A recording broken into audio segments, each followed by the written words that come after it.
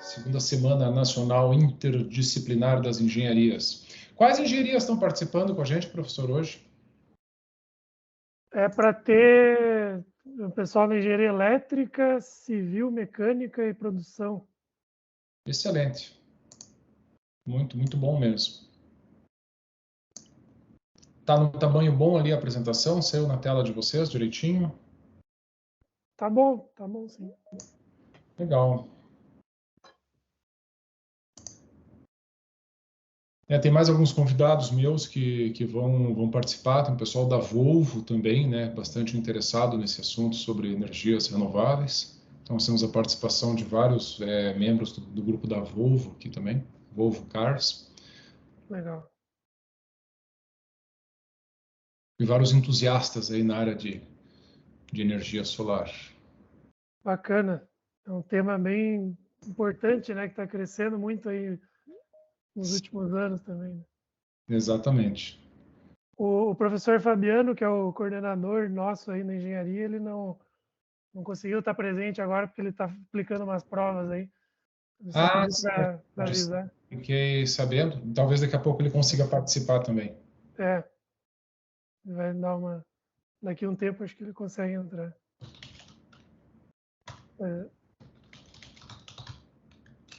Então, nós estamos com o chat aberto ali também.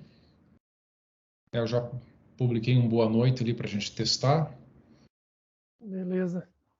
Talvez eu não consiga. Eu vou deixar ele aberto. Eu estou com multitelas aqui. Eu vou deixar ele aberto numa janela. Caso eu consiga enxergar aqui as perguntas em tempo real, eu consigo respondê-las também. Né? Já que não dá para, pela quantidade de gente, fazer uma interrupção via voz, né? Sim.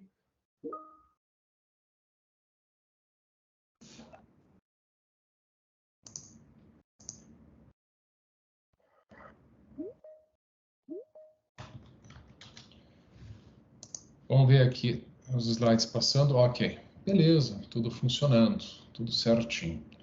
Muito bem, professor, estou ao seu comando aqui para a gente verificar. Eu vejo que algumas pessoas ainda estão entrando, mas para também privilegiar aqueles que chegaram no horário, né? De repente. Com certeza. Pode ficar à vontade, Ricardo. Pode começar quando você se sentir. Estamos em quantos aqui? 54 já. Então hoje está estimado aproximadamente 200 pessoas aí na nossa intervenção. Muito bem. Bom, muito bem. Mais um minutinho. O pessoal me pedindo mais um minuto aqui para entrar. Estão entrando. Acho que já está aqui. Bom, então vamos lá, iniciando a nossa apresentação, um debate bastante interessante hoje de noite. Nós vamos falar sobre energia solar. Então, qual tipo de projeto para cada necessidade? Então, hoje eu vou fazer uma revisão rápida sobre o que é energia solar, ideias, históricos, tipos, o que está pegando na legislação, novidades, o que a gente prevê para o futuro, para os próximos 2 anos aqui no nosso país, né? Então, fazendo uma apresentação rápida aí sobre a minha pessoa, meu nome é Ricardo Blaut, sou engenheiro eletricista, proprietário hoje da Energia Atual, é uma empresa que trabalha fortemente no ramo de energia solar, para-raios, a parte de aterramento, termografia, manutenção, eficiência energética para a indústria 4.0, acessos a mercado livre de energia, projeto, instalação e consultorias na área de energia solar. Hoje nós somos uma das maiores empresas de energia solar do estado do Paraná. Aproximadamente 3,5% de toda a energia do estado do Paraná são meus projetos, da minha equipe. Hoje nós servimos aí aproximadamente 8 empresas de energia solar. Eu tenho várias empresas, uma delas é a Energia Atual que fez essa holding. Também tenho participação na equipe Six Sigma, uma empresa de consultoria na área de gestão e planejamento estratégico, sucessão e crescimento de empresas. Sou mestre especialista em administração e black belt em Six Sigma. Engenheiro eletricista é minha carreira técnica, né, desde a área técnica de eletrônica e telecomunicações. Sou professor de umas 10 universidades, citei algumas aqui, e agora uma satisfação muito grande estar com vocês aqui na Estácio de Sá também, e agradeço aqui, então, a oportunidade, né, de estar observando esse evento. Tem alguns livros escritos, artigos também. Faço parte aqui também da comissão da ABNT, que trabalha a parte de estudos na área de normas de para-raios. E temos hoje mais de 3.000 clientes na parte de projetos, tanto de engenharia quanto na parte de energia fotovoltaica. Enfim, nós temos aí uma geração aproximadamente de 10 milhões de reais em energia elétrica, dobrando e crescendo todos os anos. A gente acredita que esse ano já consiga bater a marca de uns 13 milhões ou 14 milhões em resultado para os nossos clientes. O que é muito interessante, é muito bom.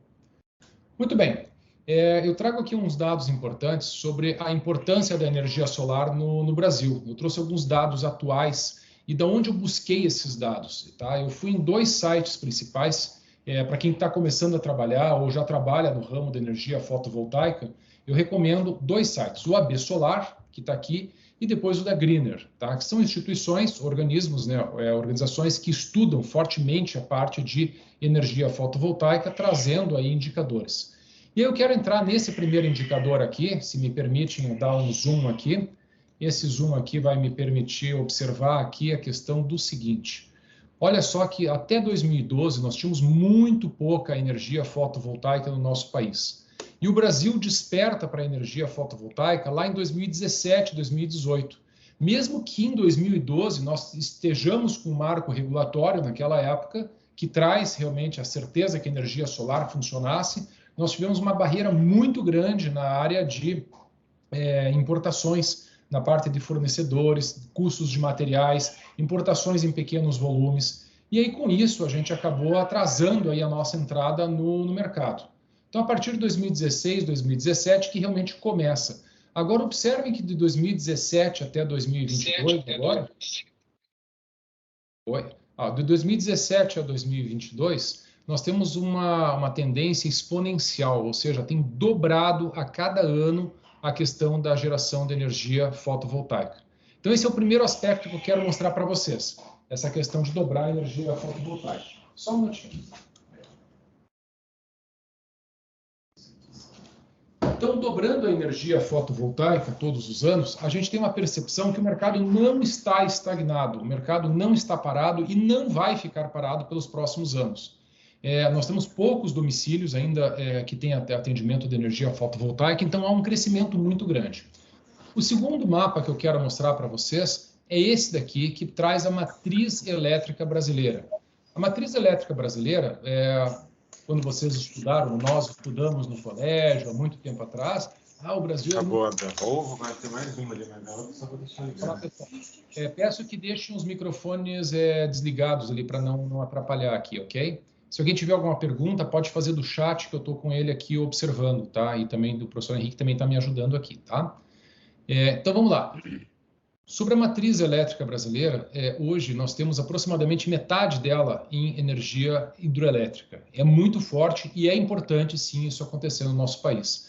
Mas observe que a energia fotovoltaica já está em terceira posição atrás da eólica. Esses dados, eles são recentes, são dados que você pode abrir no site do absolar.org.br e pegar isso em tempo real lá. Todos os meses esse gráfico é atualizado. Então, eu iniciei a minha carreira de energia fotovoltaica quando isso era um risquinho inexpressivo, era o último tipo de fonte de energia no nosso país. E hoje já representa a terceira maior fonte de energia do nosso país. Aproximadamente 10%, muito próximo da eólica. Logo, logo nós conseguimos, talvez seja um desafio interessante, bater aí a energia eólica e ficar em segundo lugar.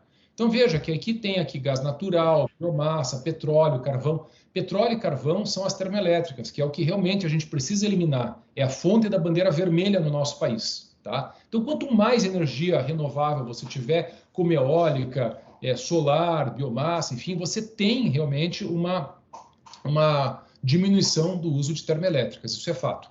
Veja, ninguém vai construir mais usina hidroelétrica no nosso país. Não tem nenhum planejamento para construir grandes usinas, ter um potencial aproveitado. Aquilo que tinha já foi. Mais ou menos é isso que está acontecendo. Uma outra parte aqui de dados e informações é em relação aos estados que tem aqui atrás. Olha só, à nossa direita. Minas, São Paulo, Rio Grande, Paraná está em sexto lugar, tá? Então, você vê que nós temos um crescimento muito grande. Minas e São Paulo, claro, pela quantidade de população e tudo, e houve um incentivo também do governo muito forte para a parte de construções de usinas solares grandes. Tá? Mas veja só, aqui está o mapa, né, mostrando a geração distribuída. A minha empresa ocuparia o 28º lugar aqui, se fosse comparado a um estado. Logo, logo, nós conseguimos bater o estado do Amapá aqui, só com geração do Paraná. Olha só que interessante. Paraná, Santa Catarina, São Paulo.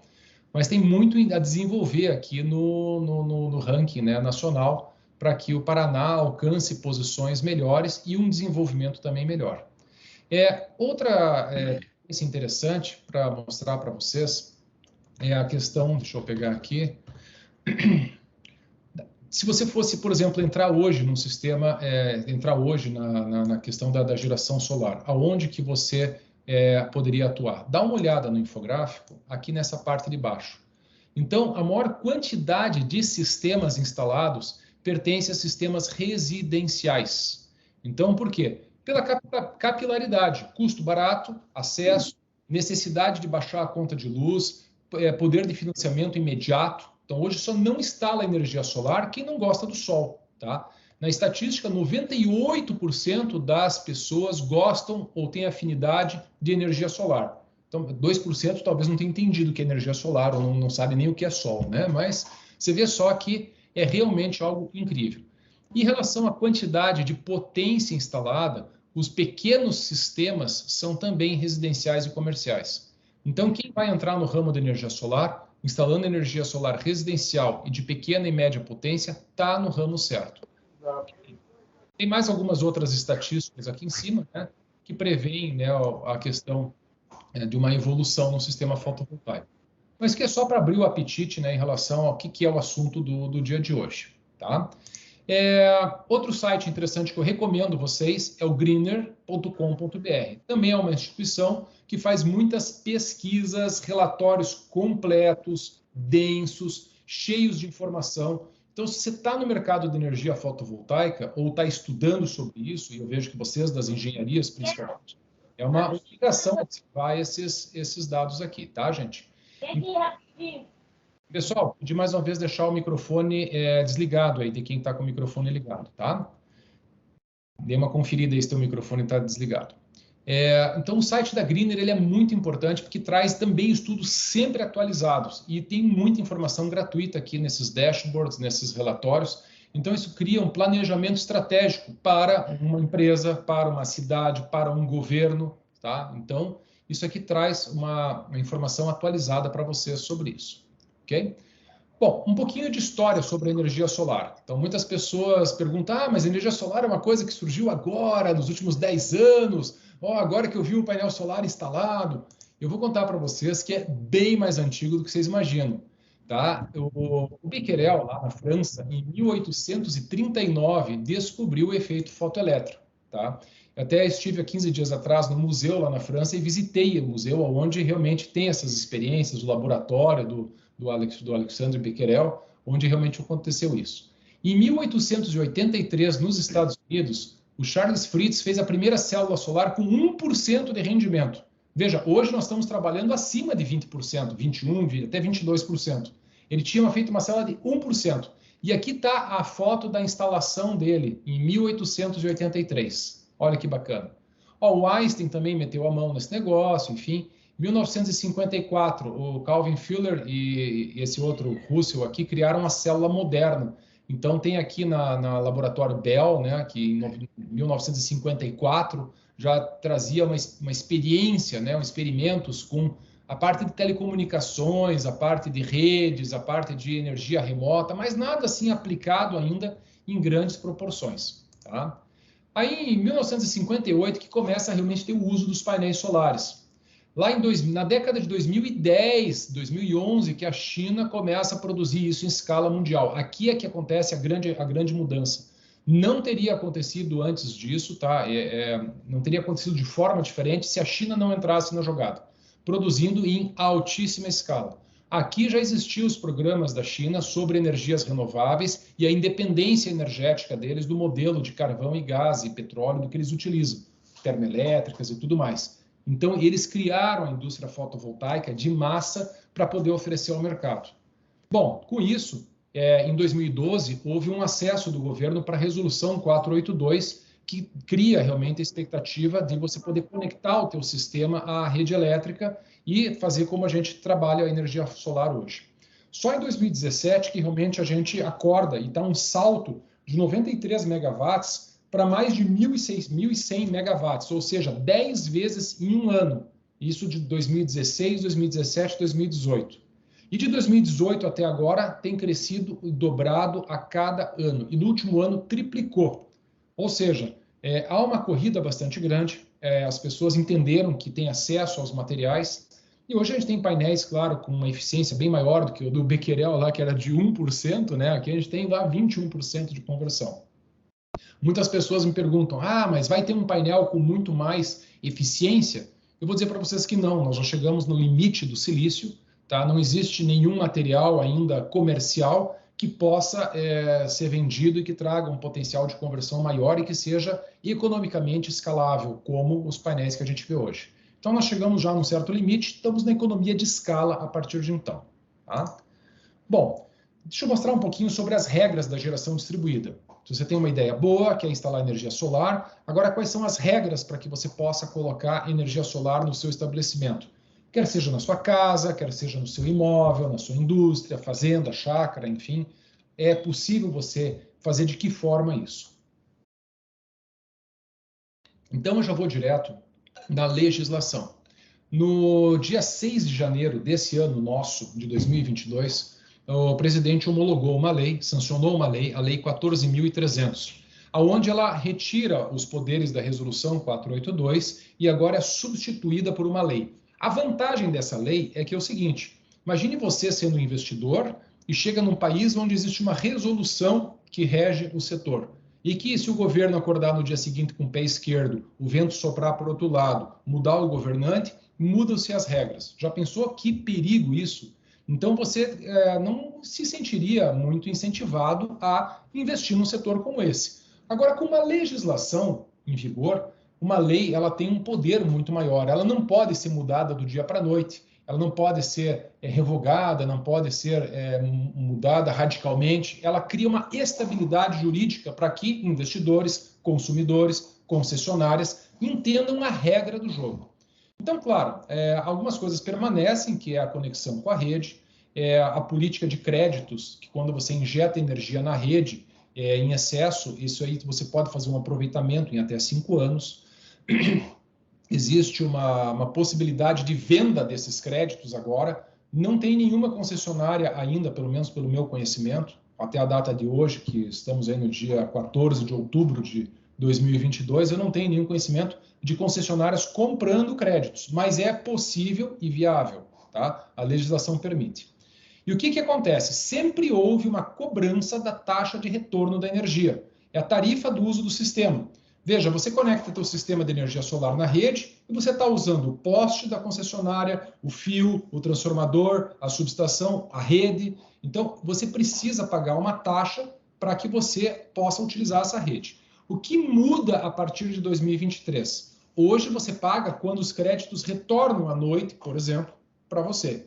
O que vai mudar em 2023 é que você vai pagar o envio da rede, o envio da energia pela rede também. Isso numa razão aproximada de 9 centavos. O que significa hoje que se você deixar para instalar energia solar em 2023, 10% dos seus painéis solares vão ser do governo. É uma forma grosseira de falar, tá, gente? Mas é uma taxa que está sendo aplicada, revertida para a concessionária e, obviamente, para o governo também. Então, se é uma dica que eu dou para vocês, se quiserem fazer instalação de energia fotovoltaica, é necessário e pertinente que seja feito antes do dia, né, antes da virada do ano aí, tá? Até o dia 31 de dezembro você tem que ter teu parecer de acesso já homologado pela concessionária. Tá? Então não deixe para a última hora isso. Bom, ainda permite também envio dos créditos para outras unidades consumidoras. Você pode produzir na sua casa da praia e mandar crédito na rede e usar no seu apartamento aqui em Curitiba, por exemplo, tá? Onde você não pode instalar energia solar no apartamento, mas você pode instalar no seu escritório, na casa da praia, desde que esteja no mesmo CPF ou CNPJ, para essas instalações pequenas, tá? Uma coisa importante, sempre tomar cuidado com as fake news, tá? Existe assim como na política, É a mesma coisa da energia solar. Tem gente que paga, e eu não entendo muito bem quais os motivos, né? Não gostaria de também polemizar isso, mas dizendo que, não, a energia solar vai acabar, vai ter taxas absurdas, você vai pagar para produzir energia. Cuidado com isso. Procure no Google direitinho, pergunte para especialistas, vejam jornais de renome onde saem essas informações, porque tem gente ganhando dinheiro com a desinformação no nosso país. Acredite se quiser, tá? Bom, um fato também é o seguinte, né? As distribuidoras não gostam de energia solar. Se vocês leram um pouquinho atrás o meu currículo, só os meus projetos dão mais de 10 milhões de prejuízo para a companhia todos os anos e dobrando, para sempre. Isso vai acabar com a Copel, vai acabar com as companhias. Não, não vai acabar. Mas o fato é que as concessionárias nenhuma gostam, né, de quem trabalha com energia solar. Tá? Isso é um fato. Né? Também não quero polemizar essa questão, mas se você está pensando em entrar nesse segmento, nesse setor, você tem que ter a noção que você vai encontrar certos percalços, que vai precisar de política, vai precisar de paciência, vai precisar de muito conhecimento, né? Principalmente paciência, para que você possa homologar os seus projetos. Não é algo assim tão evidente, né? Tão fácil, mas é factível e é possível, tá bom? Então aí, tem mais coisas na internet, mas como eu disse, eu tenho pouco tempo, eu tenho que só passar os tópicos adiante aqui para vocês. Tipos de sistemas solares. Agora nós vamos entrar nas topologias. Como é que funciona e quais tipos de energia solar eu posso fazer uma instalação? O primeiro deles nós chamamos de on-grid. On-grid é o seguinte, é o mais comum e difundido. Ele é mais fácil de calcular e a energia que você produz dos teus painéis solares é convertida no inversor. Eu tenho uma foto deles aqui, por exemplo, aqui embaixo também. E esse se conecta no quadro elétrico do cliente e sincroniza com a rede elétrica.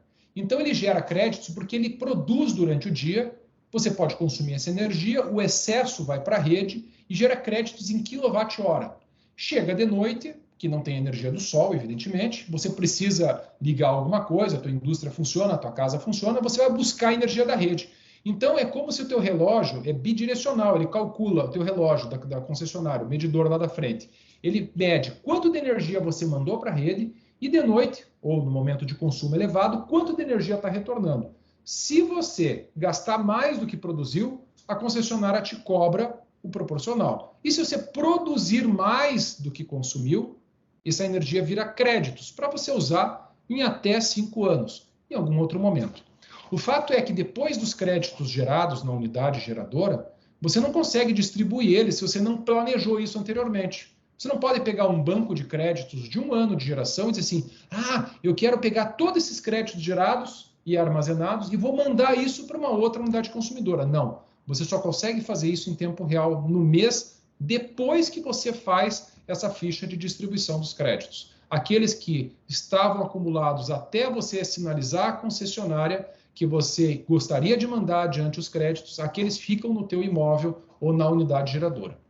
Bom, isso aqui é um fato importante, que se não tiver energia elétrica na rede, digamos que acabou a energia, alguém bateu no poste lá da frente da sua casa, derrubou o poste, acabou a luz. O sistema se desliga. O sistema on-grid não gera energia se não tiver conectado à rede. Ele precisa estar conectado à rede. Não tendo energia da rua, ele se desliga, ok? Ele precisa de uma ART, tá? Que seria a anotação de responsabilidade técnica dos engenheiros, e precisa ter um projeto, tá? Colocado lá no sistema da Copel, do geração distribuída, ou PEW, ou CAW. Vou colocar aqui geração distribuída, o PEW ou CAW, conforme o tipo do sistema lá, que no caso da Copel é a nossa concessionária do estado do Paraná. Se alguém está de outros estados aí, né, é a da sua concessionária, tem que ver qual é o sistema que a sua concessionária assim utiliza. Por exemplo, Campo Largo é um sisteminha do próprio site deles, muito parecido com o da Copel, tá? São formulários simples, é claro que conforme o tamanho do seu projeto, então aqui eu botei um projeto residencial, pequenininho, esse é um projeto de microgeração. Aqui já é um projeto industrial, olha, tem mais de 300 painéis aqui que a gente fez, então esse aqui é um projeto que tem um rigor técnico um pouco maior, né, para poder ser aprovado pela concessionária, tá? Então, só para que você possa entender aí qual que é a dimensão dos projetos. Então, tem projetos de usinas fotovoltaicas, eles também podem ser utilizados, mas tem também um rigor técnico maior. Qual o próximo sistema? O próximo são sistemas off-grid. Off-grid é fora da rede. Aonde é usado isso, tá? Bom, isso é utilizado mais no interior, lugares onde não tem acesso da rede da concessionária ou a pessoa não quer se conectar na concessionária. Ele é menos difundido porque é um pouco mais caro, um pouco mais difícil de calcular. A energia que você produz nos painéis solares é convertida no inversor. E esse inversor armazena a energia em baterias. Bateria estacionária, bateria de lítio, tá? E aí o inversor converte essa energia em 127 ou 220 volts e conecta nas cargas. E aí, se não tem como gerar créditos na rede em quilowatt-hora, não precisa ter energia da rede, ou seja, acabou a energia da rede lá fora, se você tiver um sistema off-grid, você continua a gerar, tá? Não precisa de um projeto homologado na Copel, tá? Ou seja, na concessionária. Eu recomendo que você faça, sim, a RT, tá? E homologue isso aí tenha isso, não é homologado, mas que você tenha isso no teu acervo. É importante ter a RT, porque se der algum problema, o cliente vai recorrer a quem? Então, isso aqui também é uma coisa. Se qualquer um pudesse instalar energia fotovoltaica, tem muita gambiarra, tá? Tem coisa que pegou fogo, tem instalações que pegou fogo, tem casas que pegaram fogo justamente por displicência da instalação. Então, quando você tem uma RT, né, e aqui eu faço a defesa do CREA, porque eu faço parte também do CREA, assim como vocês, futuros engenheiros, também farão, defendam a sua profissão. Então, exijam que sempre tenha a RT nos projetos, tá? Embora aqui não é necessário ter, porque é um sistema que não está conectado à rede, mas é um sistema de geração de energia, como todo projeto elétrico, eu recomendo que sim que tenha. Então, o off-grid tem nessa parte. Agora vem o próximo sistema, que é o sistema híbrido. Então, o sistema híbrido é o mais moderno e é o mais inovador, tá? Ele trabalha como se fosse um sistema on-grid com bateria. Então, a energia que você produz nos painéis solares, converte no inversor, armazena em bateria, o inversor converte isso, conecta nas cargas e envia o excedente para a rede. Então, é o melhor de todos os mundos, tá? Eu até deixei aqui embaixo um diagrama, né? Onde ele pega aqui do painel solar, manda para o inversor guarda na bateria, passa para as cargas e também passa para a rede. Então, esse daqui é o sistema mais sofisticado que hoje existe, tá? De geração de energia, tá? Muito bacana, muito legal. Ele é utilizado quando você tem uma capacidade, uma necessidade de manter equipamentos ligados. Eu vou citar o caso, por exemplo, de um cliente nosso que tem equipamentos médicos respiratórios, né, para poder dormir. Então, se parar a energia da rua, ele poderia morrer durante o sono. Então, ele utiliza um sistema prático, como se fosse um respirador à noite para dormir. Então, um sistema que traz uma redundância, né? Vou citar outro exemplo na área médica, né? Você tem lá as geladeiras que guardam as vacinas, que guardam quimioterápicos, que não podem nunca ficar fora da rede elétrica. Se faltar a rede da elétrica, o sistema tem a bateria, como se fosse um no-break. Mas a vantagem de um no-break é conectado a painéis solares e que de dia carrega e que tem um ciclo infinito. Tá? A minha casa, por exemplo, é exatamente isso. Nós estamos usando a energia nesse exato momento, aqui nesse meu escritório, que for produzida durante o dia, mesmo nublado como o dia estava hoje. Então, aqui não estou conectado na rede elétrica da concessionária, e sim utilizando uma bateria de lítio, uma bateria dessas que tem até 6.000 ciclos de vida útil. É muito legal. Esse daqui, então, precisa ter a RT, precisa ter projeto, precisa estar no sistema da Copel, tá? Então, esse, como eu falei, é o sistema mais sofisticado que nós temos hoje. Vantagens e desvantagens do sistema off-grid ou híbrido. Nós temos que calcular o seguinte, né? A pergunta que a gente tem que fazer para dimensionar um sistema, se ele é off-grid ou híbrido, que vai usar bateria, tem rede da concessionária para conectar? Se não tiver, é um sistema off-grid. Se tiver, pode ser híbrido ou on-grid. Olha que legal. O cliente aceita o custo maior se utilizar baterias, porque uma bateria de lítio, por exemplo, custa R$20.000, uma bateria boa, como essa que eu tenho aqui, que armazena aí quase 10 kWh. O cliente suporta esses R$20.000? O cliente tem necessidade de ter geração sem rede? Por exemplo, aqui é o meu estúdio.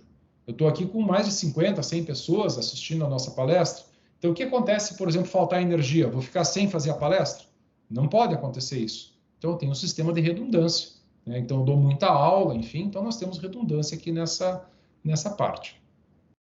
Tem uma pergunta aqui do Lindomar, aqui, olha só. Tem uma demanda contratada de 6 megawatts. É viável uma usina fotovoltaica?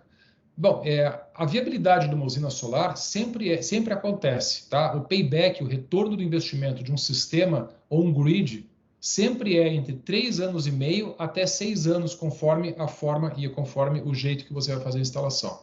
Então, hoje eu estou trabalhando com um cliente que tem 9 megawatts de demanda. Então, a gente está fazendo uma usina para ele, 2 usinas para esse cliente também, tá? Bom, outras perguntas aqui, ó. O cliente tem a necessidade de ter geração sem a rede? Como eu falei aqui agora, a questão da minha aula, a questão do equipamento médico, a questão de uma portaria remota, por exemplo, de um condomínio, de uma empresa que tem um sistema de faturamento de computadores que não pode parar nunca, pode instalar um no-break ou pode instalar um sistema híbrido, que é um no-break com energia solar, para aproveitar o melhor dos dois mundos. Outra pergunta legal, né? Qual é o consumo necessário, prioritário e secundário? O que eu falo sobre isso? Eu não vou pegar o meu sistema off-grid e ligar num chuveiro elétrico da minha casa, por exemplo. Não é cabível esse tipo de coisa. Isso é uma carga secundária. Eu não vou precisar de energia off-grid para ligar um chuveiro elétrico. Eu não vou ligar, por exemplo, uma estufa ou um ar-condicionado. Eu vou ligar cargas prioritárias, que seria a iluminação, o meu computador, o modem da internet. Então, por isso eu consigo dimensionar uma bateria menor. Você não tem que dimensionar bancos de bateria, que às vezes fica inviável você montar um projeto desse. Então, consumo prioritário é o consumo de emergência. O que é que realmente tem que ficar ligado? Secundário é o que eu posso deixar conectado à rede. Outra pergunta, dá para ser 100% independente da rede elétrica? Aqui tomam cuidado nessa questão pelo seguinte, se você tiver muitos dias nublados, como aqui em Curitiba, por exemplo, você vai, obviamente, ficar sem energia nas suas baterias. E os teus painéis solares podem ser que não rendam o suficiente para o teu consumo. Então, se a gente fizer um sistema superdimensionado, o que vai acabar acontecendo? Vai custar muito caro. Então, existe um equilíbrio entre o dimensionamento, o risco e a carga que você tem. Então, tem que tomar cuidado com essa questão. É possível ampliar esse sistema? Sim, é possível. Você pode botar mais baterias, você pode botar mais inversor, mais painéis solares. É muito comum os clientes ampliarem esse sistema, tá? Mais uma pergunta ali, né? Como funciona para medir o quanto de energia consegue ser captada por mês? Juan, é o seguinte, tem todo o sistema, até posso mostrar em tempo real daqui a pouquinho, tem o sistema de telemetria, que tendo internet, ele pega o inversor, conecta na rede, na internet e manda em tempo real as informações. Já vou mostrar algumas coisas aqui, tem nos slides a seguir isso também.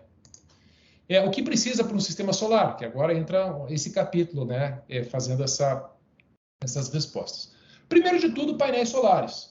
Então, o que é o painel solar? Hoje tem no mercado painel aí na faixa de 300 até 600 watts, ou até um pouco mais.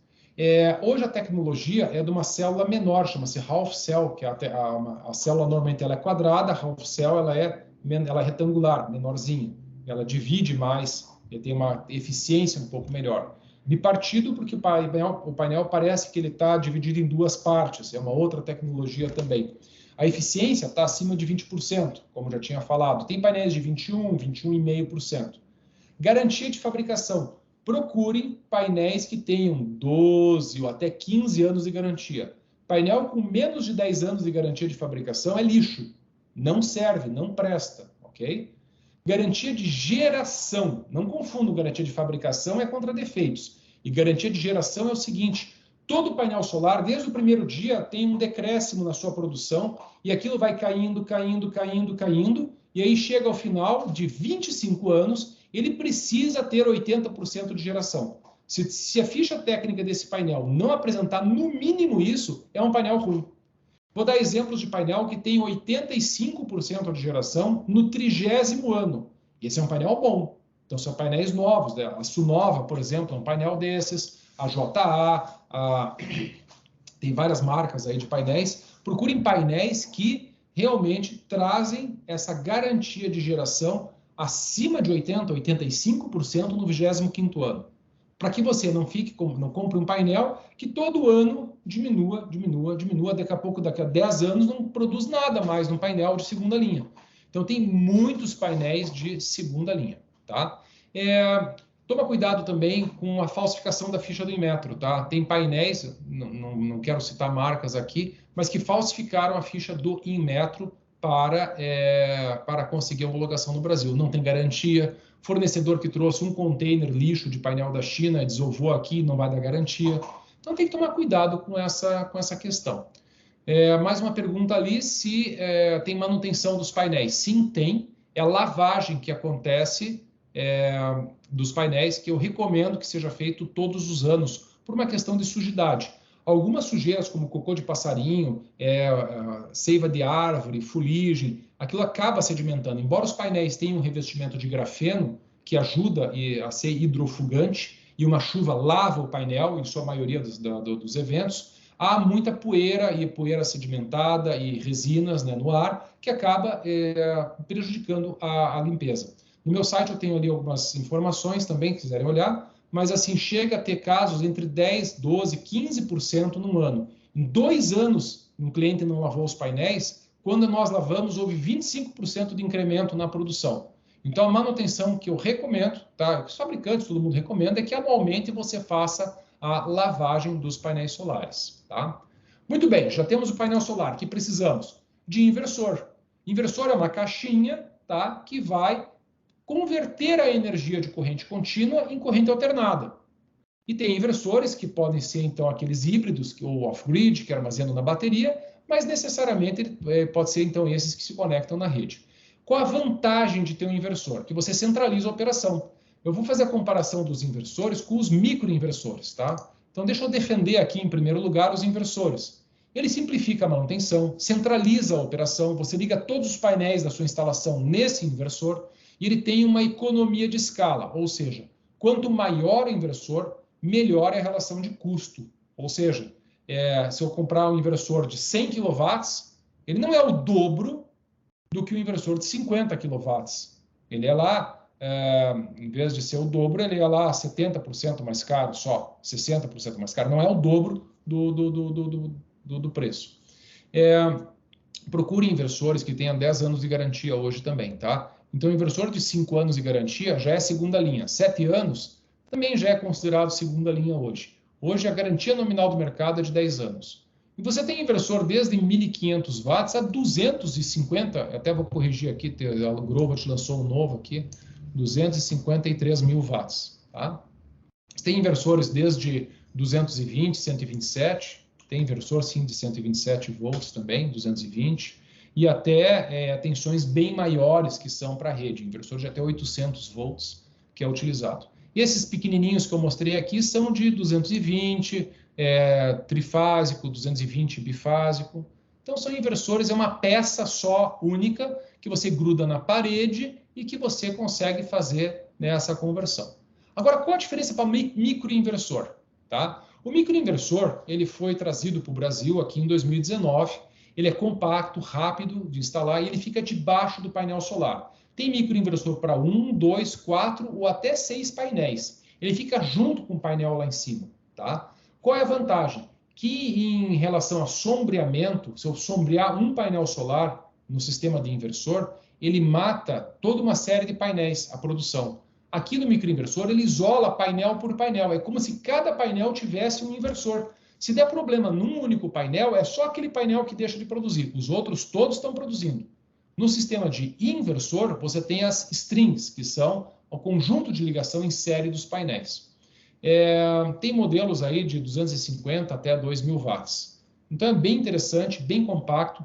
Tem uma vantagem também, por exemplo, para fazer instalações no litoral, onde tem a atmosfera salina, que é corrosiva. Né? Essa é uma peça inteira compacta, resinada, não tem ventilador, não tem peças móveis, é um bloco, ou seja, ele pode ser mergulhado na água do mar que não vai enferrujar, não vai estragar. Então, os fabricantes dão aí 12 anos de garantia, tá? Vou até escrever aqui, por exemplo, até 25 anos de garantia. Tem um fornecedor, a Roy Miles, ela vende uma garantia adicional de 25 anos de garantia de fabricação. Olha que interessante. Então, teus filhos, os teus netos aí vão estar usufruindo de energia solar nessa parte. Bom, além do inversor, você precisa de estrutura. Você tem que fixar os painéis. Então, as estruturas hoje têm aço e alumínio. O aço ele é um pouco mais resistente, tem a sua aplicação. E o alumínio é mais leve. Tá? Em termos de custos, são semelhantes os dois. Tá? Nós temos para vários tipos de telhado, carport, que é o estacionamento, tracker, que é o seguidor solar para usinas de solo. Então, tem vários tipos aí de suportes aí para essa parte. E aí vem a parte do controle, que foi uma das perguntas que foi feita. Primeiro de tudo, você pode ter nada, ou seja, tanto faz, você só instala e você controla aí na tua fatura. Bom, você pode instalar um displayzinho simples também, como esse, que você enxerga em tempo real lá, como se fosse um mostrador. Tem o aplicativo do fabricante, que é esse daqui, por exemplo, tá? Que você enxerga em tempo real aqui a produção por dia, por mês. Você tem também sistemas de análise de energia com consumo e produção, tá? Como esse daqui, é o da minha casa, por exemplo, onde eu meço o consumo e meço a produção em tempo real. E você tem relatórios, então eu dou destaque aqui ao SolarZ, por exemplo, tá? É um relatório que traz consolidado informações de retorno financeiro, retorno do investimento, desempenho médio mensal, quanto foi o consumo instantâneo. Então, tem várias opções, sim. Tá? A usual é que seja utilizado essa do fabricante aqui, né, do inversor, mas eu acho muito legal essa aqui do SolarZ, que traz esses relatórios consolidados, principalmente para distribuição de créditos. Tá? Então, sim, é possível essa questão. Tem ali mais algumas perguntas no chat ali também, ó, que tem painéis sendo usados em trailers, caminhões, motorhome. Bom, existe uma questão nisso, né? O painel solar é de acordo com o tamanho. Um painel rende 500 watts, um painel de 2,20 metros por 1,17 m. Então, se precisa mais do que 500 watts de produção, você tem que ter mais painéis. Isso não cabe em cima de um carro, por exemplo. Um motorhome cabe um painel desses, provavelmente, né? Enfim. Uma outra pergunta, o SolarZ ou o SolarView? O SolarView é um software de um fabricante de um tipo de inversor. O SolarZ, ele consolida todos os fabricantes, inclusive o SolarView, tá? Então, em vez de você ter 15 tipos, você é um instalador, tem 15 tipos de inversores, 15 softwares, você usa só o SolarZ para fazer o monitoramento das tuas usinas. É muito legal, é um dashboard que você enxerga todas as suas instalações, independente do fabricante, tá? É bem legal isso. Vamos dar continuidade aqui. Segurança, tá? É muito importante que você tenha em mente que quando você começar a instalar energia solar em grande escala, você vai se deparar com estruturas frágeis. Aqui eu tenho alguns exemplos de telhados inteiros que despencaram, porque o instalador foi realmente bastante inocente ao ponto de instalar numa estrutura em balanço, numa estrutura corroída, numa estrutura ruim. Então, existe os engenheiros, normalmente faz parte da disciplina da engenharia civil, então aqui agora os nossos grandes amigos da engenharia civil e engenharia mecânica, que fazem parte de cálculos estruturais. Então, eu tenho hoje 2 engenheiros civis na nossa equipe, que fazem cálculos estruturais para que esse tipo de evento que vocês estão vendo aqui não aconteça nos nossos clientes, tá? Então, eles calculam treliça, calculam as vigas, calculam o suporte, tipo da telha, o peso específico. Quando você coloca um painel no telhado, você aumenta na ordem de 16 quilos o metro quadrado. Será que teu telhado está preparado para isso? Uma coisa é botar 2 caras lá em cima do telhado andando, outra coisa é você botar 300 painéis solares, que você vai ter uma carga realmente de toneladas em cima do teu telhado. Então, toma cuidado para esse tipo de situação não acontecer. Então, se você pretende entrar nesse mercado fotovoltaico, está aqui uma dica interessante. Vai fazer uma instalação grande, tenha um laudo de um engenheiro especialista na área de estruturas. Não vai instalar 200 painéis solares num telhado de posto de gasolina, senão acontece isso aqui, ó, cai. Tá? E aí é a tua responsabilidade civil e criminal, hein, de quem está instalando. Toma muito cuidado com isso. Tá? Deixa eu falar um pouquinho sobre carros elétricos, né, que tem muito a ver aí com essa nossa seara aí da energia fotovoltaica. Eu tive na Holanda, Bélgica e França agora, nesses últimos dias, e trouxe aqui foto, por exemplo, de um eletroposto. Olha que coisa bonita um eletroposto, tá? Super legal. Agora, como que se carrega um carro elétrico? Por exemplo, aqui eu tenho um carro dos nossos amigos da Volvo, aqui, né? Muito grato aqui pelo empréstimo, né? Estou carregando ali no Parque Barigui o carro. Como que eu carrego um carro e quanto tempo leva? Presta atenção nessas estatísticas. Se você usar o cabo que vem com o carro, que eles te dão de brinde o cabo, é um cabo de emergência, tá? Vai levar 20 horas para você carregar teu carro, ok? Então não dá para você levar 20 horas carregando o carro. Agora você pode comprar um wall box, tá? Que varia de 7 a 11 kW, você vai gastar entre 7 a 10 horas carregando. Então é muito plausível, é o que eu tenho aqui em casa, eu chego com o meu carro, coloco na tomada de noite e de dia está pronto, está resolvido o carro está funcionando. Tem o Wallbox mais fortes também que a gente vende, de 22 kW, que em 3 horas carrega o carro. Isso é legal. E tem também os rápidos, que são os eletropostos. Presta atenção nisso, tá? E esse aqui é um eletroposto que eu encontrei lá na Holanda, 350 kW. Dá 10 minutos para você abastecer teu carro de 0 a 100%. Agora, leve em consideração que você não chega a 0%, que você não precisa também carregar 100%. Tá? Esse aqui é um carregador de rua, tá? Lá na França, por exemplo, tá? Então é muito comum ter esses totens aqui. Você chega com o teu carro, conecta aqui, na maior parte das ruas, todas elas têm esse carregador aqui também. Esses são carregadores aí de até 22 kW, e que nem eu falei, que em 3 horas carrega o teu carro. Enquanto você deixa estacionado, teu carro está carregando e pronto. E tem cidades como, por exemplo, Amsterdã, cidade de Gant, que é a fábrica lá da Volvo, por exemplo, que não pode entrar na cidade com carro a combustão. Você tem que ter um carro elétrico. Se você quiser entrar com carro a combustão, você tem que pagar uma taxa diária para você ter o carro, ou um licenciamento especial que custa mais caro. Então, assim, é uma realidade que está acontecendo em todo o restante do mundo. No nosso país, sim, está acontecendo. Nós estamos aqui com vários amigos aqui da Volvo, aqui, que podem também dar o seu depoimento. Perguntas ali, né? Como funciona o pagamento da carga? Todos esses carregadores, você tem um aplicativo no celular, tá? Ou um cartão de crédito, ou um cartãozinho, se você é de frota, você tem um cartãozinho, você passa no carregador, ele libera, você pluga no carro. Quando você achar que terminou de carregar ou ele carregar, ele então fatura isso e manda isso para para quem está pagando a conta, no teu cartão de crédito na empresa. Carga rápida pode prejudicar o ciclo da bateria? Sim. A Volvo, por exemplo, recomenda que você utilize até 90% da bateria, tá? Você pode usar 100%, mas para preservar a vida útil é que nem celular, você deveria carregar até 90% e utilizar até 10, 15%. E a carga de 350 kW, vocês estão vendo que isso aqui é na estrada. Você não vai botar isso aqui na tua casa, principalmente porque isso aqui custa o preço de uma subestação, entendeu? 350 kW não é um transformador no poste, você tem que botar uma subestação no chão para você colocar isso aqui funcionar. Está aqui a subestação atrás. Isso aqui, se você fizer todo dia com o teu carro, isso aqui diminui, sim, a vida útil da bateria. Então, claro, quanto mais lento você carregar uma bateria de um carro, maior é a vida útil dela. Mas assim, no uso normal de wallbox, nós estimamos que você tem uma perda aí de 10% em 10 anos da bateria. É muito resistente a bateria de um carro. Tá? Então, essa é a principal pergunta que as pessoas fazem sobre carros elétricos, é um mito. Ah, a bateria vai estragar. A Volvo dá 8 anos de garantia, por exemplo.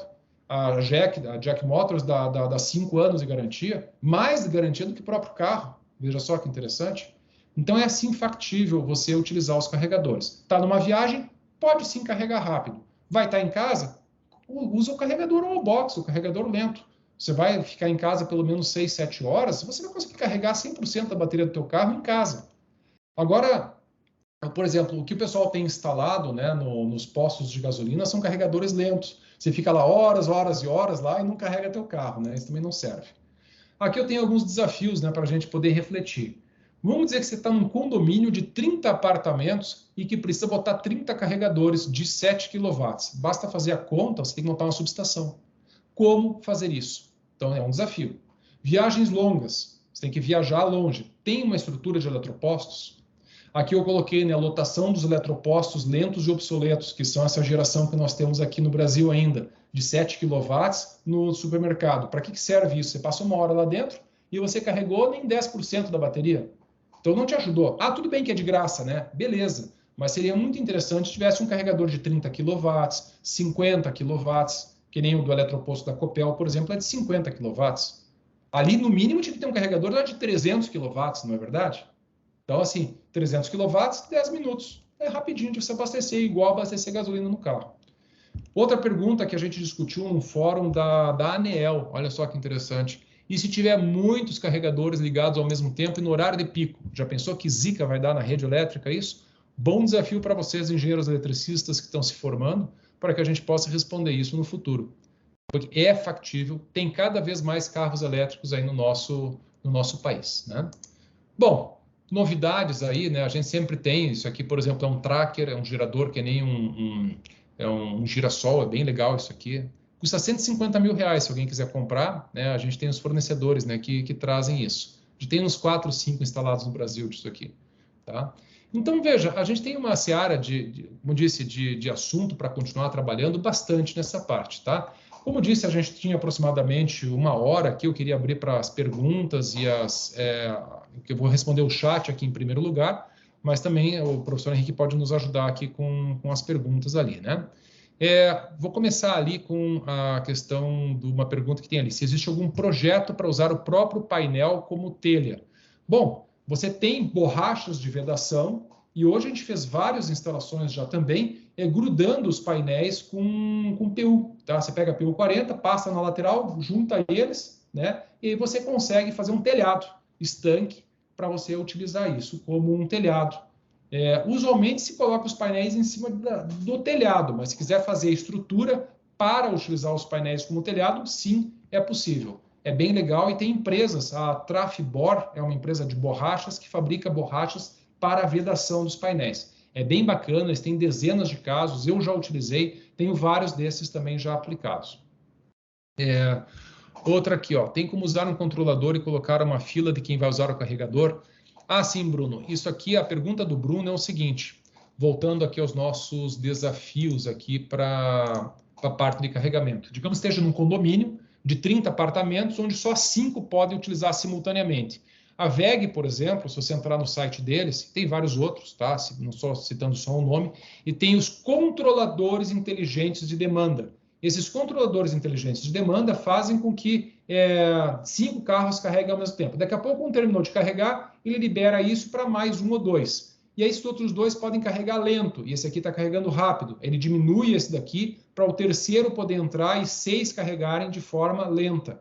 Então, sim, existe esses controladores. Tem empresas locais aqui também desenvolvendo isso também, tá? A Ignex é uma delas, tem a WEG, tem vários outros que têm colocado isso. Se colocar no Google essa informação, você vai ver 2 páginas só de controladores e empresas que trabalham com carregadores, tá? É bem interessante isso. Uma outra pergunta ali, já temos painéis solares que geram energia em corrente alternada? Não. O efeito fotovoltaico, tá, descoberto lá pelo Becquerel, no século retrasado, é sempre em corrente contínua. Então, você pega um painel solar, ele gera o efeito fotoelétrico em corrente contínua. O que tem é um microinversor que vai embaixo do painel, que já sai em corrente alternada. Isso já existe, a gente tem também. Eu expliquei ali atrás sobre os microinversores, tá? Mas não tem o painel, o efeito fotoelétrico não é em corrente alternada, ele é em corrente contínua. Uma outra pergunta ali. Na minha residência, a rede é trifásica. Posso instalar inversores monofásicos ou bifásicos? Sim, pode. Agora, eu vou fazer uma pergunta para vocês. E se você tiver uma rede monofásica 127, você pode instalar um inversor 220 bifásico? Aí não pode. Posso instalar um inversor trifásico numa rede bifásica? Não pode. Posso instalar um inversor de 380 volts trifásico numa rede trifásica 220? Ah, pergunta boa, hein? Se você usar um transformador, aí pode, tá? Então tem que tomar cuidado com essas instalações, né? Ó, o Guilherme ali trabalha na Renault e lá também tem a questão dos carros elétricos. Espera aí, deixa eu ler aqui a pergunta. Deixa eu só maximizar aqui a tela. Isso. Então, na Renault tem a questão dos carros elétricos da Brasil. Também é uma realidade. Acha mesmo que o preço é muito elevado? A tendência irá pegar rápido no Brasil? Eu vou dizer que sim, tá? Se você entrar nas estatísticas da Associação Brasileira dos Fabricantes de Veículos e tudo mais, você vai ver que está em um crescimento mais do que exponencial. O emplacamento de carros elétricos bate recorde mês a mês.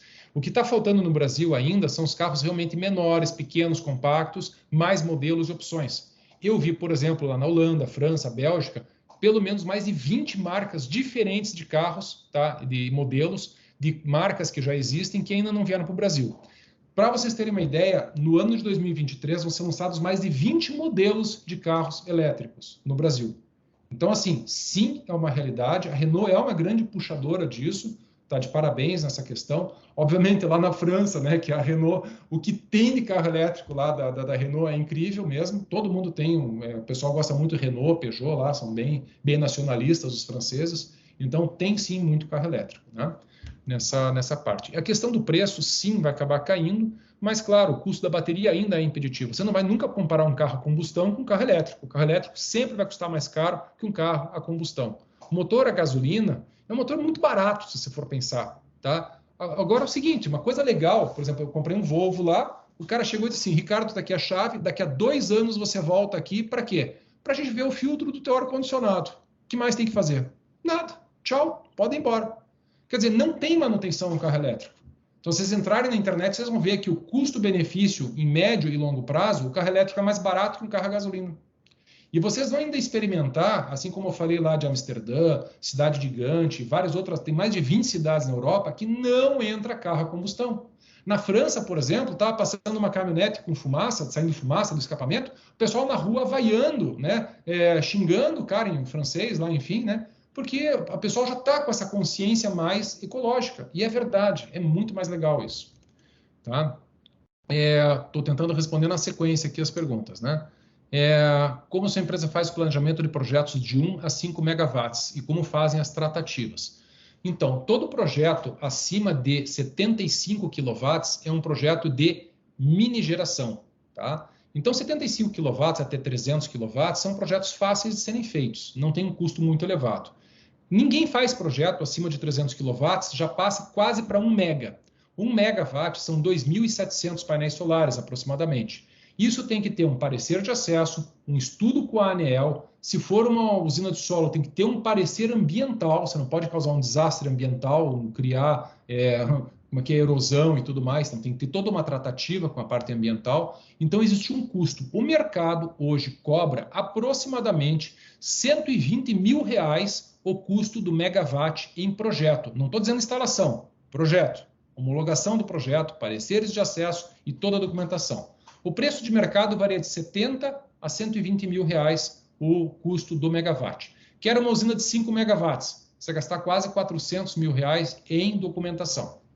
Sem contar que é muito difícil você fazer hoje uma usina de 5 megawatts, tá? Os principais terrenos, todos já estão ocupados, tá? Você tem que pensar no custo de acesso.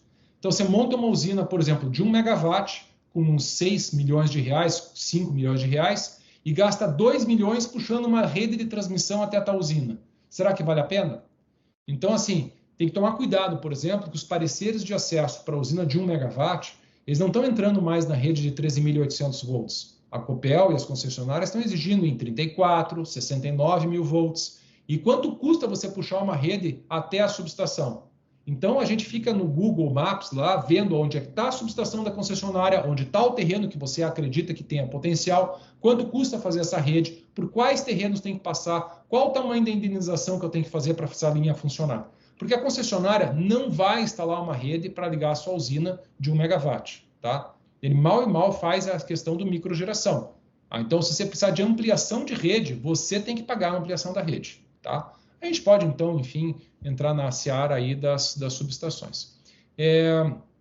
Perguntas, a gente vai deixar o material. Eu vou compactar esse material, entregar, então, para o Fabiano Ribeiro e para o professor Henrique, tá? Disponibilizar isso aqui para vocês. E também tem uma outra pergunta, se foi gravada. Sim, eu estou vendo ali o indicador da gravação. A gente vai disponibilizar isso no YouTube também depois para quem não teve oportunidade de assistir, tá?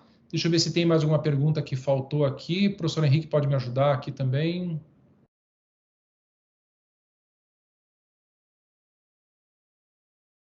Vocês podem também abrir o microfone também agora, né? E fiquem à vontade para fazer as perguntas. Eu estava respondendo as que estavam no chat aqui, né?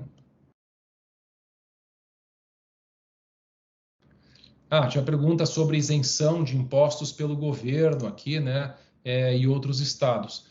Nós temos uma isenção de impostos, tá? Que quando você compacta painel solar, inversor, cabo, estrutura, a gente cria o kit gerador fotovoltaico. Há um decaimento do PIS e COFINS porque o fornecedor possa vender isso como kit. Se comprar separados os componentes, sai mais caro. Então, tentando, Paulo, responder ali teu primeiro item, acredito que é isso. O segundo, ele fala o que o CREA está fazendo em relação às empresas instaladoras sem habilitação, qualificação, atualmente exercendo as funções de geração distribuída. Bom, eu estou te falando o seguinte, Paulo, existe, se você desconfia de uma empresa dessas, e aliás, qualquer um que está aqui, tá? E veja que agora nós temos que defender o CREA e levantar a nossa bandeira da nossa entidade de classe. Se você conhece alguma empresa, qualquer um conhece alguma empresa que acha que não tem habilitação, muito simples. Entra no site CREA, tá? No site do CREA, do seu estado, aqui do nosso estado, e coloca lá denúncia anônima e diz: a empresa Energia Solar Feliz está instalando energia solar, eles não têm nem engenheiro responsável. O CREA vai fazer uma fiscalização e o CREA sim tem um setor de fiscalização específico para isso. Ele dá multas, dá autuações, fecha a empresa, caça CNPJ e implica processo civil e criminal via Ministério Público nessas empresas. E eu já derrubei várias dessas, de laudo de para-raio, de empresas vendendo coisas que impossíveis de serem colocadas, empresas sem responsável técnico, ou com um técnico e não um engenheiro responsável para coisas que só a engenharia traz. Então, nós temos sim que defender a nossa profissão. Desculpe aqui o meu desabafo em relação a isso, mas é obrigação de vocês, senão vocês vão ficar sem emprego no futuro. Preste bem atenção nessa pergunta, foi bem pertinente.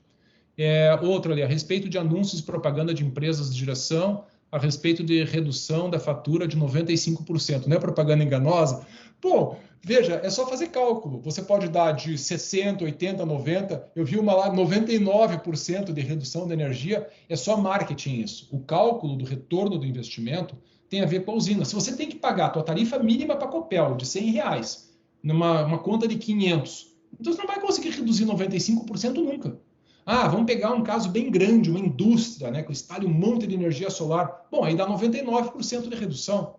Então, assim, é relativo esse valor. Isso é mais um argumento de propaganda, né, do que de realmente cálculo e payback.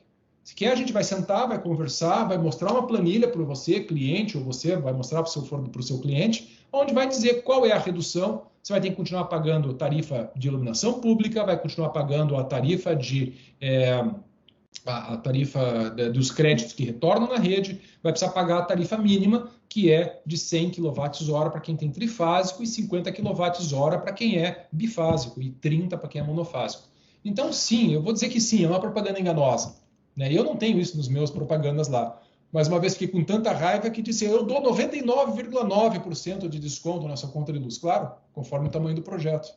Mas já vi projetos que, né, dão muito menos do que isso, né? Então, sim, é uma propaganda enganosa. Não sei se consegui responder todas aqui. Vamos ver o que mais. Boa noite, Ricardo. Oi. Tudo bom, do Índio aqui falando. Tudo bom, diga lá. A minha dúvida seria o seguinte: como você vê o cenário aí para os próximos anos, até mesmo porque com a mudança da legislação aí, né? Então, nós temos hoje o discurso justamente em relação a essa nova tributação que vai ser implementada. Então, o discurso ao cliente é voltado a isso. Mas, vislumbrando aí o próximo cenário do fotovoltaico, o próximo ano, já trabalhando em cima da nova legislação, qual que seria o discurso de venda? O discurso de venda, não o discurso técnico, assim, avaliando hoje o que nós podemos apresentar para o cliente, né? Sabemos que tem aí na nova legislação, ela permite, vai ter a isenção da tarifa mínima, que o cliente não vai deixar de pagar, mas qual que seria esse novo cenário? O que nós poderíamos abordar aí para esse novo cenário do fotovoltaico? Já pensando em 2023 para frente, deixando o 2022. Tá, bom, primeiro só uma correção. A tarifa mínima vai continuar existindo. O que vai parar de acontecer é a duplicidade da cobrança de tarifa mínima, tá? Isso já aconteceu e então algumas contas já baixaram, porque era uma livre interpretação que as concessionárias faziam. Claro, livre interpretação de uma norma, eu acho uma coisa, você acha outra. É muito comum isso acontecer. Mas vamos lá, a tarifa mínima continua. Mas o cenário de 2023, ele vai prejudicar o retorno do investimento em meio ano. Eu vou dar um exemplo. Hoje, um sistema de geração distribuída para uma residência está na faixa de 3 anos e meio. Tá? Bem instalado, bem direitinho, um sistema bem dimensionado, 3 anos e meio. O ano que vem, ele vai ficar um pouquinho inferior a 4 anos, 3,8, 3,9 anos. Não é o fim do mundo, por conta da tarifa. Tá? Agora, a minha preocupação é em relação a materiais. Vocês estão vendo que, por conta da guerra da Ucrânia e Rússia, né, há uma corrida muito grande por causa do gás. Então, as matrizes energéticas, por exemplo, da Europa, ainda tem muito baseado em gás e outras coisas. Então, eles estão procurando a energia fotovoltaica. Outra questão, Estados Unidos. quando era o antigo presidente Donald Trump, que vamos fazer o petróleo acontecer e tal, não se dava muita importância para a energia fotovoltaica. O presidente atual, ele instituiu novas políticas de redução de carbonos e tudo mais, e incentivou alguma coisa sobre a parte de juros. Para vocês terem uma ideia, nos Estados Unidos, os juros de energia fotovoltaica são subsidiados pelo governo a 1% ao ano. Então lá é muito comum o cara comprar energia fotovoltaica e parcelar isso em 20 anos, mesmo não precisando, porque o cara não vai pagar mais nada, vai sair mais barato botar energia solar do que pagar para a concessionária. Então isso é um incentivo. Então o que aconteceu? Uma coisa recente isso, né? Então nós brasileiros vamos pagar mais caro por conta de frete, por conta da agressividade da Europa na compra de materiais, por causa dos Estados Unidos, e mais um quarto fator. A China tem até 2025 para inverter a matriz energética deles. Basta estudar um pouquinho mais sobre a China, sobre o programa Made in China 2025. São 14 princípios que a China tem para dominar comércio e dominar setores no mundo. Energia é uma delas. Então, exatamente hoje, metade de tudo que é produzido na China fica dentro da China. A outra metade é disputada pelos Estados Unidos, Europa e o restante dos países como o Brasil. Então, nós estamos experimentando, o ano passado experimentamos uma falta muito grande de material. Esse ano, com a corrida ao final do ano, os fornecedores estão se equilibrando, mas já está faltando alguns materiais. Então, o custo, se você for olhar ali nos slides, no slide número 5, você está vendo no cantinho direito superior, está compartilhada a minha tela? Não, né? Tá sim. Tá sim. No cantinho direito superior, você vê que 2019 foi o menor custo em dólar do sistema solar. Isso tem aumentado de acordo com as crises. Veja, mesmo que a gente esteja caindo em melhorando a economia de escala e outras coisas, mas existem esses problemas todos que eu enumerei para vocês. Então, o que eu espero para 2023? Um custo maior do material fotovoltaico. Alguns materiais em escassez, uma corrida grande ao final do ano. Uma certa estabilidade no início do ano, mas ainda assim crescendo bastante. Porque você não consegue financiar, não consegue materiais, a tua casa não ficou pronta, vai ficar pronta só em 2023, você vai instalar energia solar. Então não vai assim acabar a energia solar em 2022 e nunca mais ter. Então vai ter sim uma continuidade deste crescimento. Outras estatísticas interessantes, as empresas que se especializarem antes estarão melhores no mercado, pois 70% de todos os negócios de energia fotovoltaica são fechados com empresas que têm mais do que 4 anos. Mas eu quero entrar agora no mercado fotovoltaico. Ótimo, entre já, porque aí você tem ainda mais 3 anos pela frente para você, então, participar do filé mignon do mercado, né? Agora, claro, tem empresas pequenas que participam disso. Então, a gente vê um enorme crescimento de integradores, de fornecedores, de pessoas inexperientes no mercado, e essas pessoas é um ciclo, tá? Eu já acompanhei vários disso, tá? Isso está acontecendo um boom agora. Então, o que eu prevejo para 2023? Que várias empresas pequenas vão fechar. Empresas que, assim, vão naquela questão das franquias. Cuidado com as franquias, tá? Não quero falar bem ou mal, mas falando um pouquinho mal, isso só interessa para quem é o dono da franquia, tá? Instale energia solar e fique rico vendendo 1 milhão por ano. Pois é, você até fatura 1 milhão por ano, mas você não tem o lucro de 1 milhão por ano. Trabalha que nem um condenado e não é bem assim o mar, né, as maravilhas, né, o mar azul que o pessoal fala, que é vender energia solar. Então, vá aos poucos, entre nisso. Então, 2023 vai ter uma falência grande de pequenas empresas na área de energia fotovoltaica, mais do que aconteceu em 2022 e 2021. É um ciclo isso que acontece, tá? Então, o que mais a gente pode esperar de acordo com esses números aqui da AB Solar? O crescimento continua, os incentivos, eles vão vir por parte do setor privado, esqueçam incentivos por parte do governo, o governo não vai dar energia solar para ninguém mais, não existe isso. Não tem a questão de financiamento, taxa de juros, isso é uma coisa importante também, vai abaixar, nós estamos no pico da taxa de juros, tá? Então, se você for fazer um financiamento, faça com taxas, presta atenção, pós-fixadas. Se você fizer pré-fixada, você está no pico, ou seja, a nossa instabilidade política, econômica, social, guerra, pandemia, olha quantas coisas ruins nós estamos ao mesmo tempo. Que não importa quem ganha as eleições no ano que vem, vai abaixar a Selic, vai abaixar a taxa de juros, vai ter estabilidade, a pandemia vai ter só um pequeno resquício, a guerra nós já estamos acostumados com isso, então o mercado continua. A logística, por conta da pandemia, já está melhorando, Então, vai diminuir a taxa de juros para os próximos anos, tá? Eu tenho usado isso nos meus simuladores. A questão da valorização da conta de luz em 2023. Sim, vai ter um aumento, já está no site até da própria concessionária, o quanto que vai ser o aumento no ano que vem. Então, já usa isso aí como prospecção e para os próximos anos também. Agora, muito mais do que isso, é começar a chutar, né, gente? É ter bola de cristal sem ter uma base científica aqui, né? Deixa eu ver aqui. Ricardo, aproveitando já o gancho que você entrou aí comentando, qual que é o seu entendimento sobre a crescente da tarifação que está prevista lá na lei?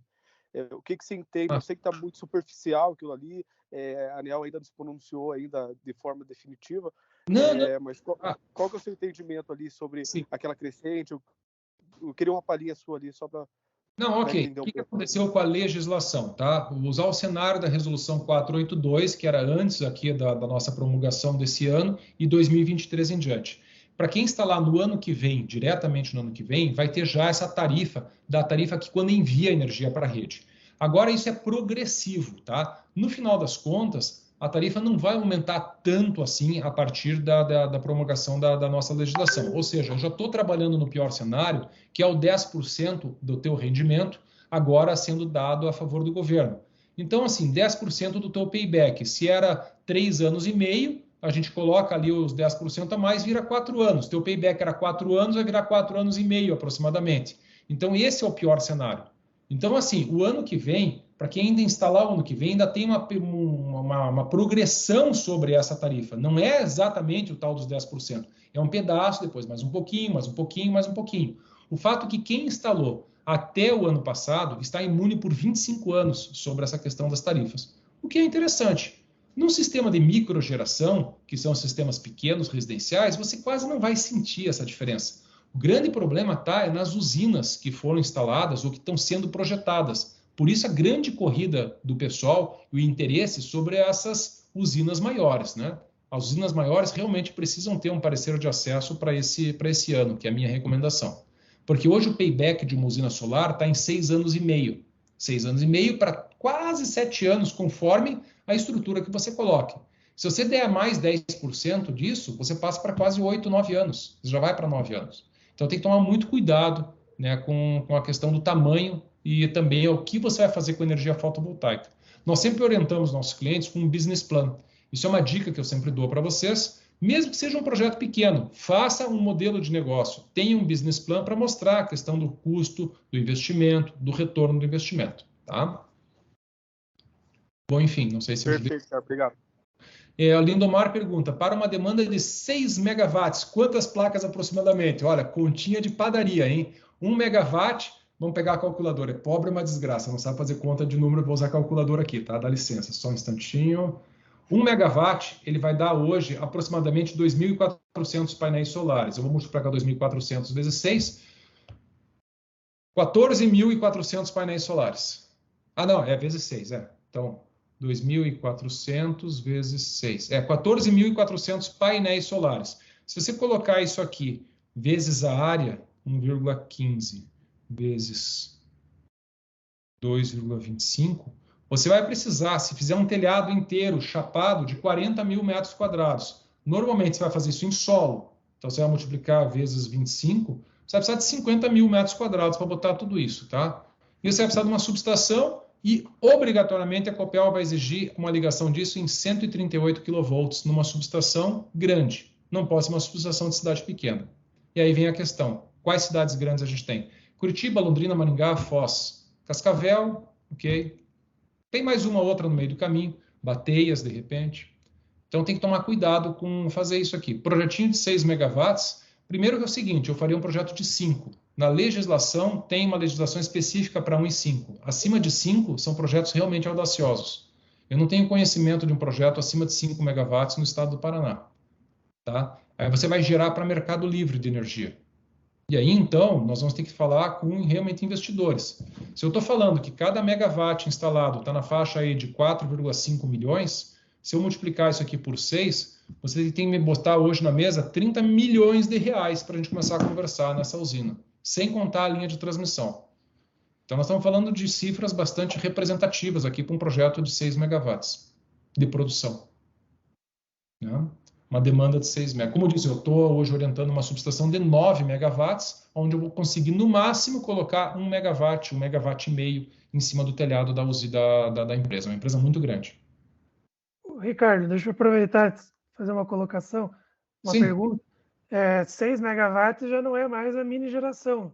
Não, já parte até da 5, geração centralizada, né? Exato. Mas existe a possibilidade de fazer, digamos, várias usinas de 1 mega, né? Também, para ficar na mini Mas não geração. uma do lado da outra, que nem teve um cliente que disse, não, a gente faz uma do lado da outra e está tudo certo. Assim, mas não está nada certo.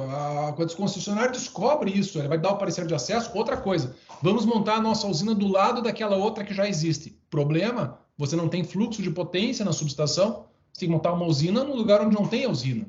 Se já tem, que nem eu disse, eu estou lá em Campo Mourão, e aí acho que é o TRE montou uma usina de 2 megawatts na frente da minha de 1 mega, que não está pronta, não tem o parecer de acesso. Agora tem que negociar com a Copel para ver se dá para injetar, então, os 2 mais 3, são 5 megawatts que dentro da usina, da subestação de Campo Mourão. Em princípio, não dá para fazer isso, tem que ter fluxo de potência. Porque a pressuposição, quando você coloca um sistema na rede, é que ele eleva a tensão da rede para despejar a energia para a rede. Se você tem um fluxo muito grande de potência, essa tensão sobe, sobe, sobe e a subestação desarma o teu sistema.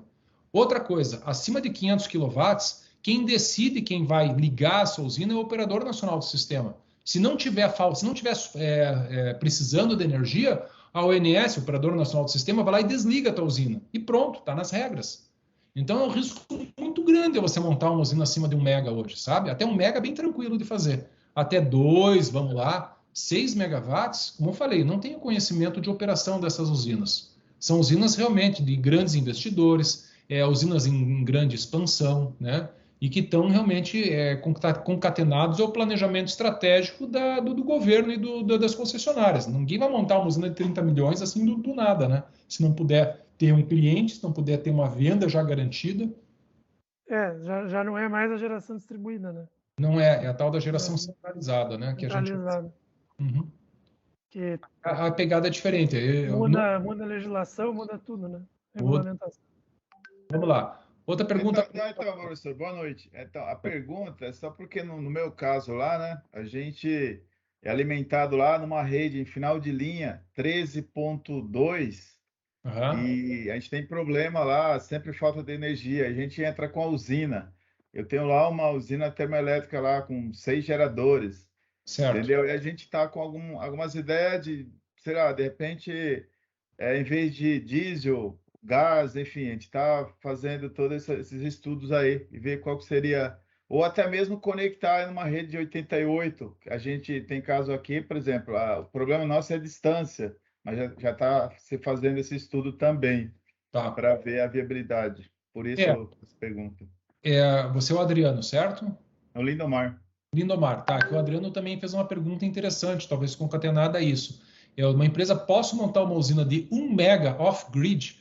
Então, vamos lá, 1 mega off-grid é com bateria, tá?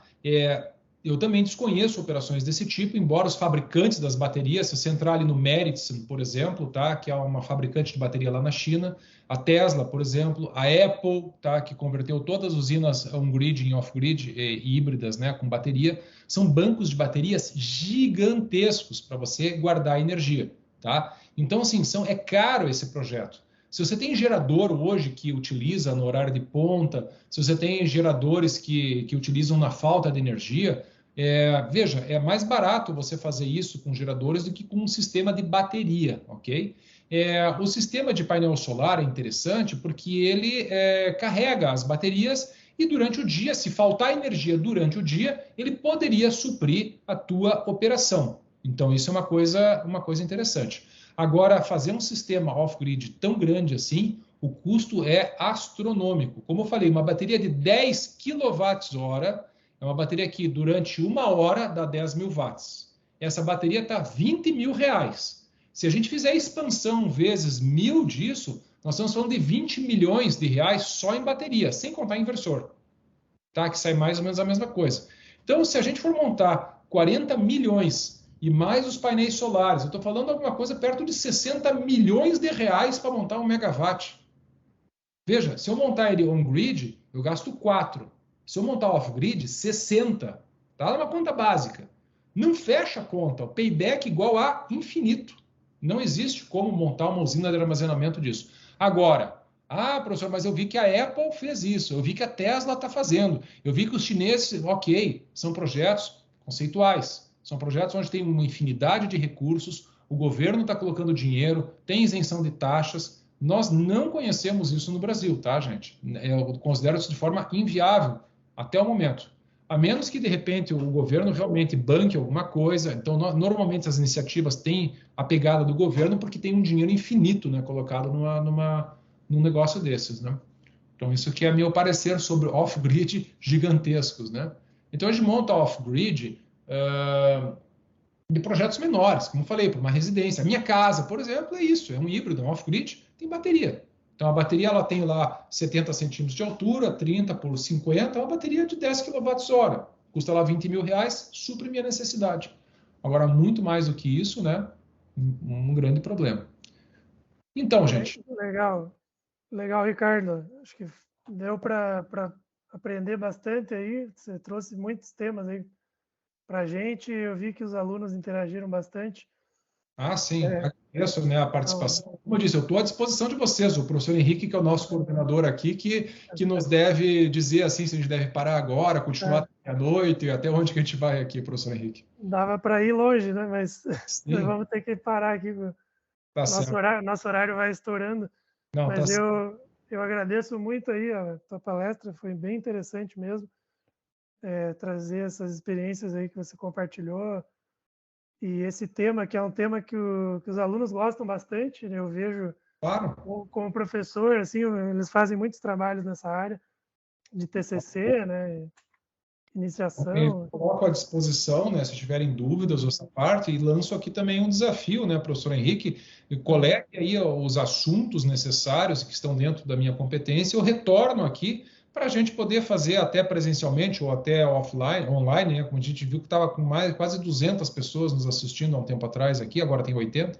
Então, eu me proponho a voltar mais vezes para a gente focar em um assunto específico, algum cálculo de off-grid, cálculo de híbrido, cálculo de energia solar, planilha de retorno de investimento. Posso ministrar vários assuntos aqui, estou à disposição de vocês. Gosto muito, muito disso mesmo, né? Ótimo. Não falamos ali, por exemplo, de para-raios para usinas solares, tá? Eu sou especialista nessa parte também. É necessário ter um SPDA. Então, hoje sou autor da norma brasileira de SPDA. A gente podia montar uma palestra dessa só sobre o SPDA, por exemplo, para falar sobre as técnicas, que eu acredito que é importante, principalmente o pessoal da engenharia elétrica, isso. Tá? Me disponho aí a engenharia civil, engenharia elétrica, claro. Me disponho a gente a trabalhar com isso aqui, tá, gente? Com certeza, vamos ter só uma perguntinha rápida. Por exemplo, para a residência, a gente tem que se preocupar, claro, com esse PDA também, né? Olha, se a residência tua for alta e você estiver num lugar isolado e você já tiver experiência com raios, é uma questão de gestão de risco. A norma e a legislação, elas não vão dizer que você tem que colocar um para-raio, elas vão recomendar, sim, que você coloque. Nos últimos 10 anos, dobrou a quantidade de raios e a potência dos raios, tá? Isso são dados reais. Então, você tem que ter um sistema eficiente de para-raio para você também se proteger. Depende do que você tem armazenado. Você quer proteger sua vida, quer proteger um galpão, tua casa é alta, está perto de árvores, é um prédio. Então, tem várias alternativas ali para ser colocado. Mas é uma pergunta interessante. Se precisar de mais informações disso, você tem meu contato ali, estou à sua disposição também para a gente discutir isso, te orientar aí a melhor forma nessa questão. Instalamos vários para-raios em residências também. Inclusive, a nossa equipe fez hoje e está fazendo mais um amanhã também em residências. Obrigado. Legal, Ricardo. Então, em nome da Estácio, aí, eu agradeço muito aí tua participação.